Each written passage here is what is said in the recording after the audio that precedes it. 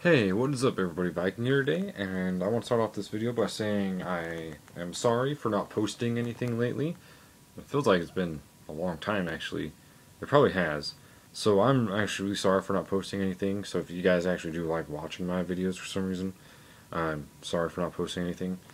But today I actually have a very interesting video for you guys, because it's a Gladiator Beast Elemental Hero hybrid deck.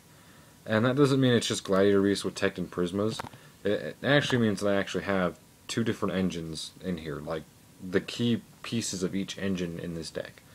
And it's a very interesting idea, a very kind of weird thing, I'm pretty sure you guys are thinking.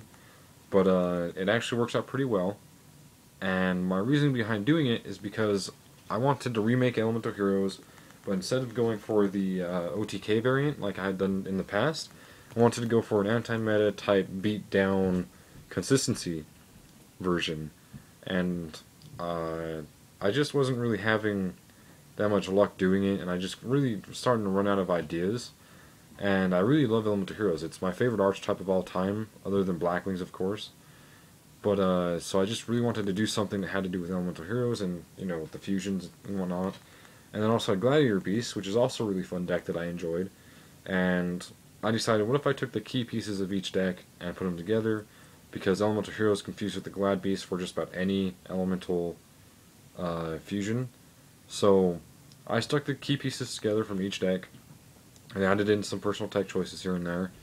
And it actually worked out really well. I took it to locals today, and out of 5 rounds, I won 4 matches, and each of those 4 matches was a 2-0 win. And the one that I lost was against Shadows, and it was a 2-1 loss. So I actually beat Shadows once in our little match. So this deck actually outdid itself compared to what I thought it would. And it actually plays really well, and it's actually really fun to do, because you just kind of have options to do whenever you want to, basically. And yeah, so I'm going to get started with this. And you guys can let me know what you think in the comment box after the video is over. So, start off with Gladiator Beast. I have 3 laquari. He's the main one that you're going to summon. He's 1800 beater that goes up to 21. So he's the one that's going to be on the field the most. And there's your 1 bestiari, because he's at 1. He needs to go up. That'd be cool. And then there's 1 equeste and 1 Darius. And that's it for the Glad Beasts. This is kind of all you need for Glad Beasts. If you have any more, you kind of draw them dead, because these 2 just get recycled constantly. Anyways, so you don't really need any more than those. Starting off with Elemental Heroes, I have 2 Elemental Hero Prisma, because he works really well in conjunction with the Glad Beast specifically. Like, he's kind of your crossbreed between each that connect the 2 archetypes.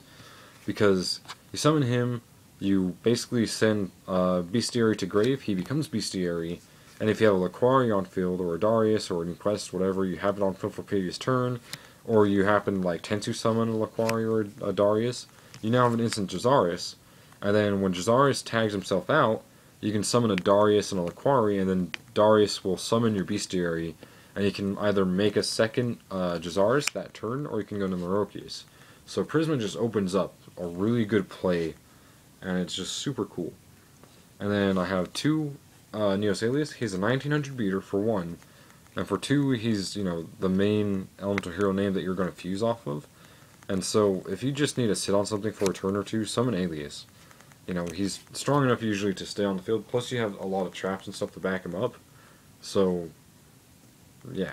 And then 2 Bowman, because he's your water attribute for when you fusion, plus if you draw him, or draw an e-call that you can get into him with, late game when you have nothing on field, you special summon him and then draw 2 cards. So he's an instant +2 basically, and he's just too good not to run if you're going to have an elemental hero engine of some kind. So yeah, that runs off monsters. There should be 6 and 6 of each of the archetypes, so there's 12 monsters. Starting with spells, there's 3 Proving Ground, because you need your searching, 3 E-Call, again, because of those searches, and then 3 Miracle Fusions, because you have the elemental heroes in here, and you can basically make anything, because the Gladiator Beasts are all different attributes. So, you know, you just always have something to do with Miracle Fusion. And then a tech choice of mine was 1 mass change, because I was actually running this at 3 originally, and then bumped it down to 2, and then finally bumped it down to 1, because it dead drew a lot, and you don't use it as much as you could. And so, you know, I just teched it in at 1, and at 1 I think it works great, because if you top deck this, and you have a Bulbman in hand that you just have nothing to do with, or you know, special summon Bulbman and then drew 2 and you ended up getting this just really helps out. So Mash Change is really good. Then I have 2 lands, you know, protection, and then 1 tensu, so I can summon stuff.